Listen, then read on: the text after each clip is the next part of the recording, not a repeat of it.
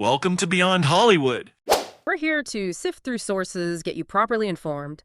And today, we're looking at something pretty special in cinema, Polish dramas. Now, if you're mostly familiar with, say, Hollywood dramas, you might find these, well, they're often described as overwhelming. They seem to hit harder, somehow pull you right into, well, the soul of a nation.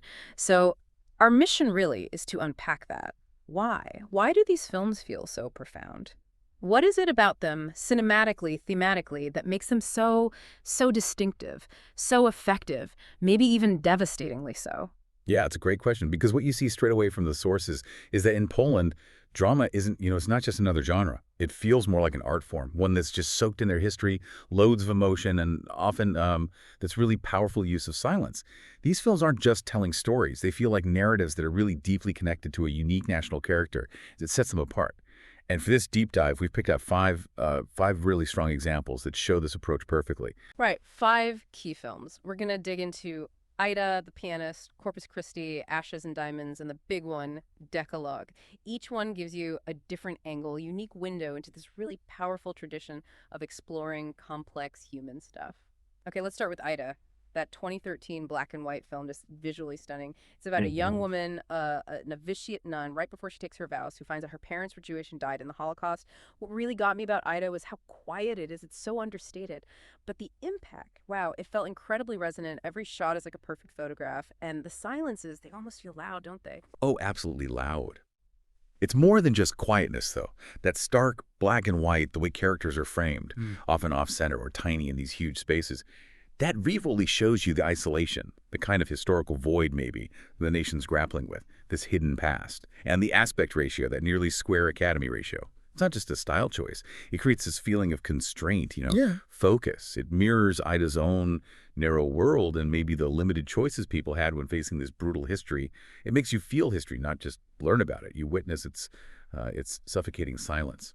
That's quite a Polish cinematic thing sometimes. Okay, so from that really contemplative historical journey in Ida, let's shift gears to something maybe more visceral. Wartime Trauma in The Pianist, 2002. Huge international film, obviously, but you feel that Polish core. The story of Władysław Szpilman, the pianist surviving the Nazi occupation of Warsaw.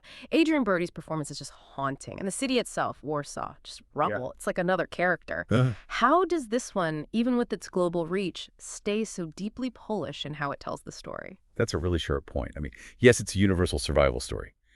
But the way The Pianist treats Warsaw, it's not just about destruction. It's about the erasure of a whole culture and identity. Those ruins aren't just bricks and dust. They're almost like a monument to this relentless attack on the Polish spirit, their heritage. That's a deep theme in their national story.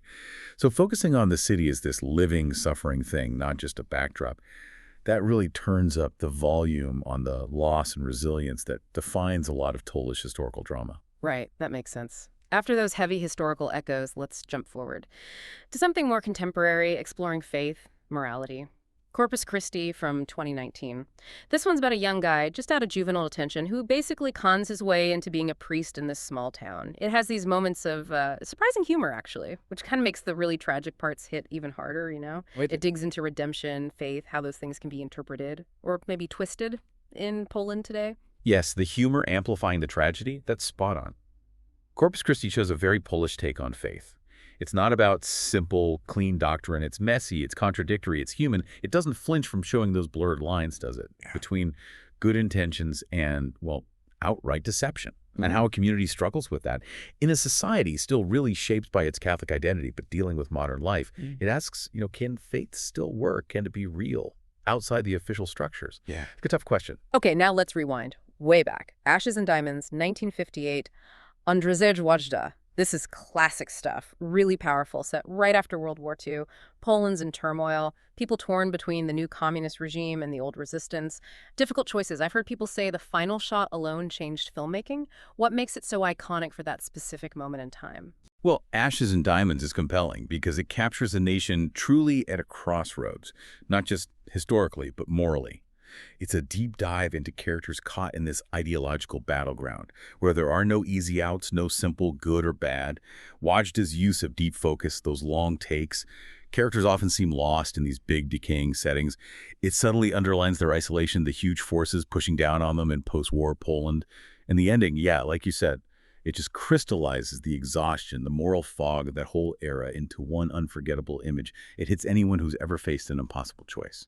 Okay, finally, we have to talk about Decalogue, the 1988 television series by Kieślowski. Monumental. 10 films, right? Each loosely based on one of the 10 commandments. But anyone listening, don't expect simple morality plays. These are incredibly complex dilemmas. They really get you. They force you to look at tough ethical choices, often in the most mundane settings, but they feel profound. For people who might hear a deep philosophical inquiry and think, oh, that sounds heavy, how accessible is Decalogue? Is it all intellect, or does it hit you somewhere else? That's really the key question, isn't it? Because, yes, Decalogue absolutely has that Polish tendency towards deep philosophical thinking, but it's incredibly accessible because it grounds those huge ethical questions in everyday life, relatable situations. That's not abstract philosophy.